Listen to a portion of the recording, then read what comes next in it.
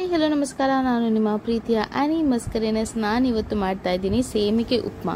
ಸೇಮಿಯಾ ಉಪ್ಮಾ ಕೂಡ ಹೇಳ್ತಾರೆ. ಸೇಮಿಗೆ ನಿಮಗೆಲ್ಲರಿಗೂ ಗೊತ್ತಿರೋ ಹಾಗೆ ರೈಸಲ್ಲಿ ಮಾಡ್ತಾ ಇರೋ ಸೇಮಿಗೆ ಇದೆಯಲ್ವಾ, ಅದು ನೆಕ್ಸ್ಟ್ ದಿನ ಉಳಿದ್ರೆ ವಾಪಸ್ ಬಿಸಿ ಮಾಡಿ ತಿನ್ನೋಕ್ಕೆ ಅಷ್ಟೊಂದು ಇಷ್ಟ ಆಗಲ್ಲ ಅಂತ ಹೇಳಿಕೊಂಡು ನಾನು ಈ ಉಪ್ಮಾನ ಮಾಡ್ತಾ ಇದ್ದೀನಿ.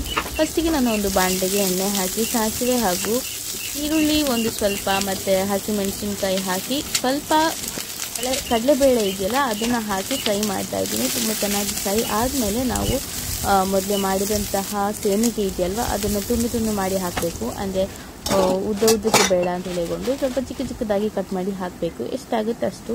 ನಾನಿಲ್ಲಿ ಆಲ್ಮೋಸ್ಟ್ ತುಂಬ ಹಾಕಿದೆ, ತುಂಬ ಬಾಣಲಿ ಫುಲ್ ಆಗಿಬಿಟ್ಟಿತ್ತು. ಆದರೂ ಕೂಡ ನಾನು ಟ್ರೈ ಮಾಡಿ ಅಡ್ಜಸ್ಟ್ ಮಾಡಿ ನಾನು ಟರ್ನ್ ಮಾಡ್ತಾ ಇದ್ದೀನಿ.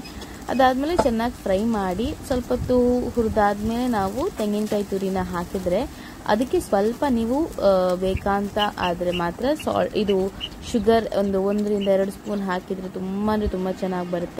ರುಚಿಗೆ ತಕ್ಕಷ್ಟು ಉಪ್ಪು ಕೂಡ ನಾನು ಹಾಕಿದ್ದೆ ಮೊದಲೇ, ನಾನು ಹೇಳಲಿಕ್ಕೆ ಮರ್ತೋದೆ. ಸೊ ಅದನ್ನು ಮಾಡಿ ಹೀಗೆ ನಾವು ಚೆನ್ನಾಗಿ ಕಲಿಸಿದ್ರೆ ಸೇಮಿಯಾ ಉಪ್ಮಾ ರೆಡಿ ಆಗುತ್ತೆ.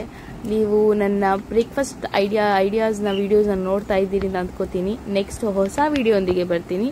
ಅಂಟಿಲ್ ದೆನ್ ಟೇಕ್ ಕೇರ್, ಬಾಯ್.